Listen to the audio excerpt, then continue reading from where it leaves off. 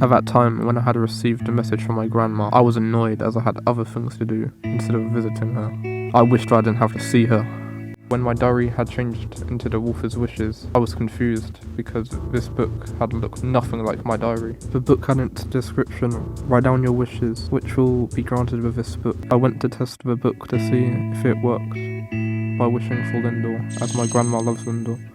After the book had granted me my first wish, I knew that it worked, so it gave me a spark of ambition to keep on using it. I felt invincible with the author's wishes. This was when Crimson thought he was going to bring that message up to Grandma. But what Grandma? I ate her already.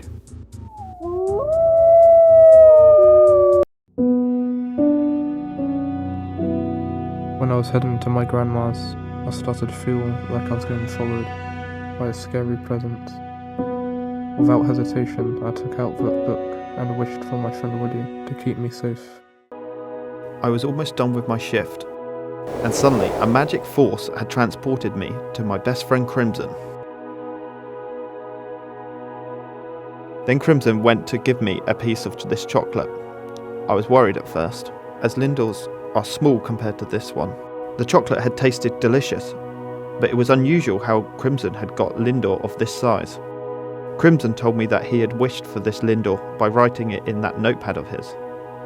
As much as I had enjoyed the Lindor, the power of the book was worrying, as it had endless possibilities to the wishes that could be granted. I had to go back to finish my shift, so I had warned Crimson about being careful with the book. This is because he seems obsessed with it.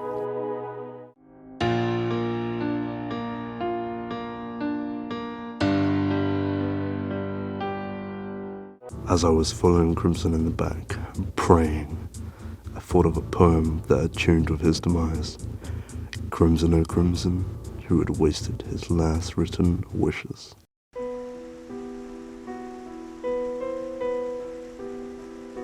This was when Crimson had entered my territory.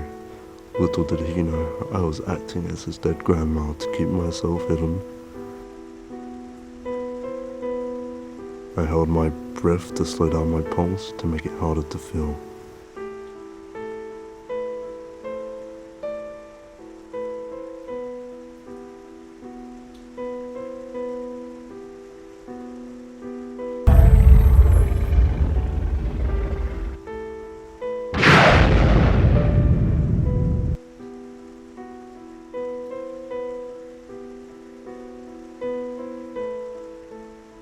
As I was going to kill Crimson, he looked like he had regretted trying to use my book in his final moments. However, not all wishes can be granted to those corrupted by power.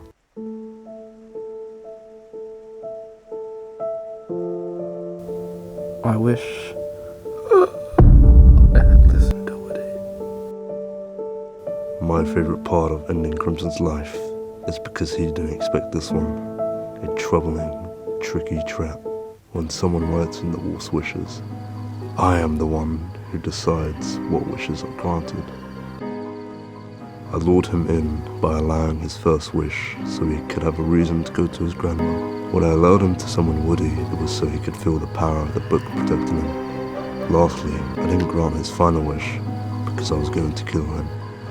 This is the tale of Crimson's last wishes and of how I preyed on his vulnerability to kill him.